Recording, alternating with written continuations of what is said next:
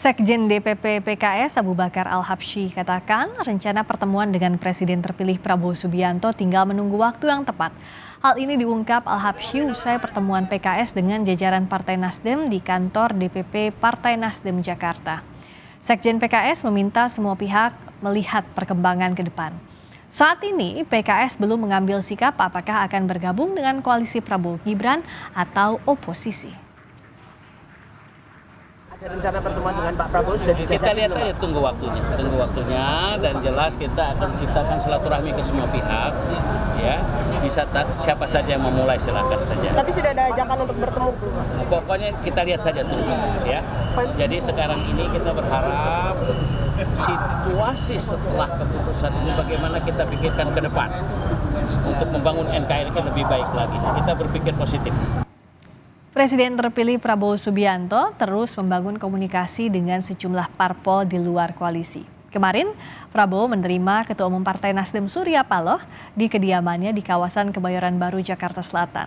Lantas, parpol mana lagi yang akan dirangkul Prabowo selain Nasdem dan PKB?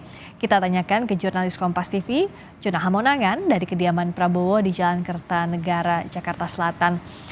Jonah, setelah Nasdem, PKB, parpol mana lagi yang akan dirangkul koalisi Prabowo Gibran?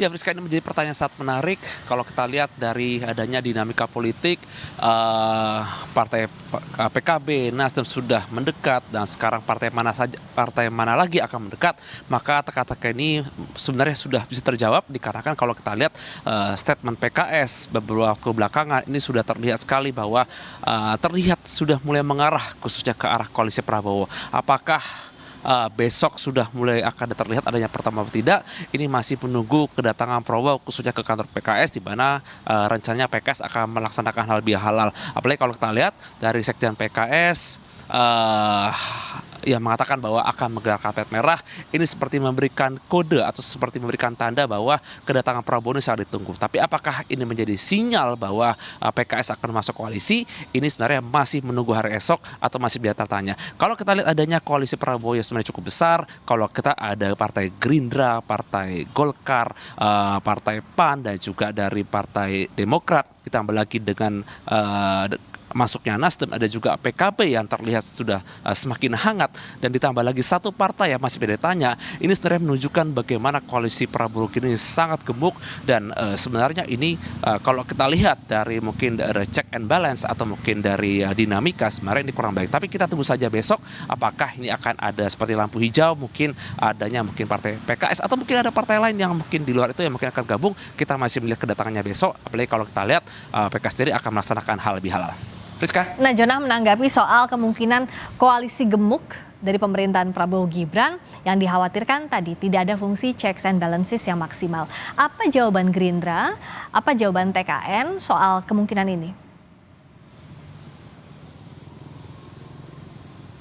Ya, Friska, betul sekali ya. Memang kalau kita lihat fungsi DPR ini sebagai check and balance atau sebagai rebalancing. Kalau kita lihat komposisi kursi dari koalisi Prabowo Gibran ini sangat gemuk, bahkan sudah melampaui dari 50%. Apakah ini akan mungkin seperti melanggar atau tidak memenuhi dari check and balance? Sebenarnya ini menunggu waktu ya, atau masih menunggu apakah nanti ketika pemerintahan di jalan. Namun kalau kita lihat dari statement beberapa partai politik, dari Partai Demokrat sendiri mengatakan ini tidak masalah, ini menunjukkan bagaimana kemampuan atau kekuatan dari koalisi, sedangkan dari Partai Gerindra sendiri menganggap bahwa masuknya seperti PKB ataupun masuknya Nasdem ataupun nanti ada satu partai lagi, ini bagaimana menunjukkan kekuatan atau kapabilitas dari kepemimpinan Prabowo Gibran. Meskipun banyak pihak yang menilai bahwa ini tidak baik dari fungsi DPR sebagai check and balance dikarenakan tidak ada oposisi ataupun tidak ada yang mengkritik, dikarenakan DPR sendiri nanti dianggap sebagai tukang stempel atau sebagai pihak yang mengiyakan saja. Jadi tidak ada seperti yang fungsi pengawasan,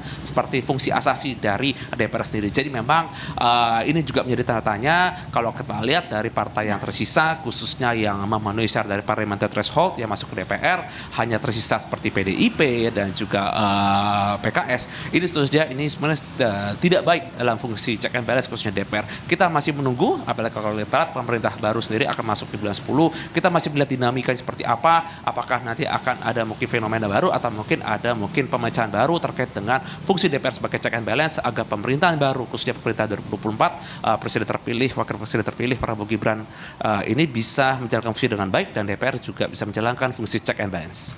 Terima kasih Jona Hamonangan langsung dari Kertanegara Jakarta Selatan, kediaman Prabowo Subianto.